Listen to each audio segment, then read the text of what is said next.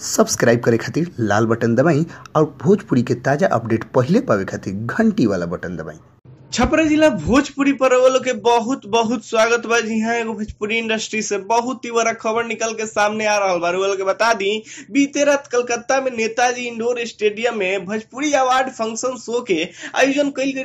बहुत सारा लोग पहुंचा रहा में बहुत ज्यादा अवार्ड बटाइल बा। लेकिन खास बात यह बा कि खेसारी लाल यादव जो के आज के डेट में भोजपुरी के नंबर 1 पर बनल बने, उनका बेस्ट एक्टर के अवार्ड मिलल बा। वो फिल्म मेहंदी लगा के रखना खातिर। वो लोग जाना था नहीं कि मेहंदी लगा के रखना ब्लॉकबस्टर मूवी बना रहे, ओकरे खातिर खेसारी लाल के बेस्ट एक्टर के अवार्ड मिलल बा। जायज में मिलल काहे कि खेसारी लाल लगातार ने बढ़िया एक्टिंग करता रहे, जोन भी फिल्म आवता अच्छा अभिनय करता रहे, जे कारण खेसारी लाल के पहला बार बेस्ट एक्टर के अवार्ड मिलल बा, जिससे फैंस काफी खुश बारे।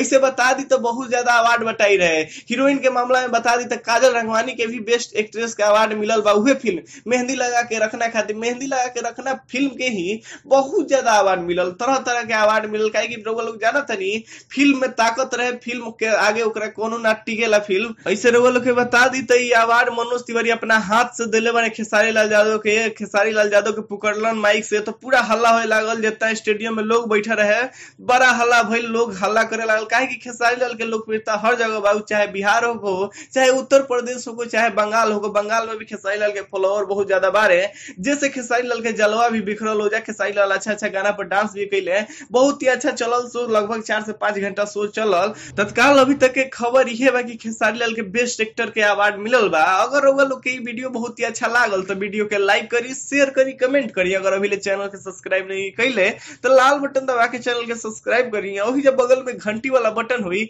ओकरो के दबाव ना भूली, ताकि रउआ लोग के अपडेट आसानी से मिल सको। धन्यवाद।